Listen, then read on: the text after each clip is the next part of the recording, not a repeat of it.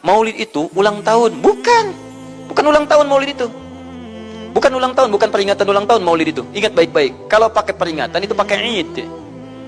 Idul Milad, ya, hari kelahiran, peringatan hari kelahiran, ulang tahun. Tapi kalau cuma Maulid itu waktu kelahirannya. Apa hukumnya hari kelahiran? Hari kelahiran gak ada hukumnya. Yang melekat hukum itu bagaimana menyikapi hari kelahiran itu. Itu poinnya. Paham ya? Ketika ada perbuatan melekat kepadanya, maka di situ ada hukum. Maulud itu bayinya berarti nabinya. Apa hukum Maulud? Apa hukumnya nabi? Nabi yang lahir gak ada hukumnya. Jadi kalau Anda menolak maulud dengan pengertian seperti ini, maka Anda keluar dari Islam.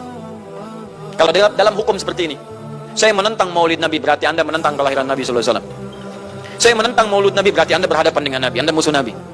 Jadi kalau Anda dimaksudkan dengan kata maulud dan maulid, Anda tidak bisa menentangnya, bisanya menerima. Saya menerima. Kenapa? Karena dalam pengertian bahasa, maulid itu artinya waktu kelahiran. Maulud artinya nabinya. Bagaimana menyikapi maulid dan maulud itu? Saya tahu nabinya dilahirkan, nabinya sudah ada.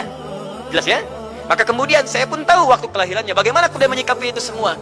Maka Masya Allah, Quran surah ke-11 tadi, 10 tadi, Yunus, ayat 57 sampai 58. Kalau sampai kemudian ke 58-nya, falyafrahu. Gembira antum. Gembira, bahagia, silahkan.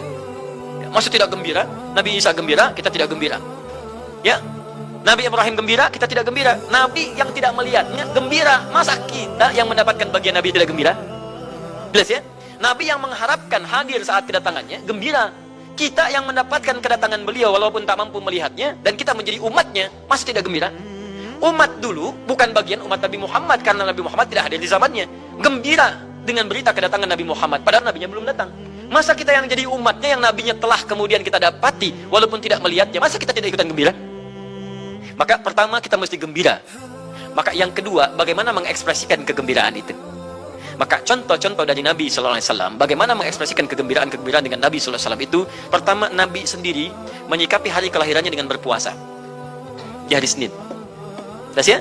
Ini bagi Nabi sendiri pribadinya. Nanti jadi hukum untuk kita. Nah, sekarang bagaimana para sahabat menyikapi kelahiran Nabi SAW, kedatangan Nabi SAW, dan menyikapi keberadaan Nabi SAW. Bukan cuma lahirnya, tapi setiap kedatangannya. Nabi datang dari Madinah, dari Mekah ke Madinah disambut oleh para sahabat yang ada di sana.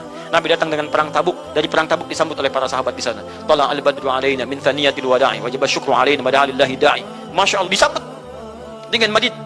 Bukti kesenangan mereka kepada Nabi SAW. Ada yang memuji Nabi SAW seperti Hasan bin Thabit, buat puisi-puisi memuji Nabi. Seperti Zuhair bin Abi Salma, tadinya musuh Nabi, begitu masuk Islam memuji Nabi SAW. Ada yang lagi kemudian menghormati Nabi dengan kedatangannya, dengan mengikuti Nabi kemanapun. Nabi mencontohkan, amalkan. Nabi mengajarkan, ikuti. Masya Allah. Begitu Nabi meninggal, diabadikanlah kemudian nilai-nilai penghormatan itu.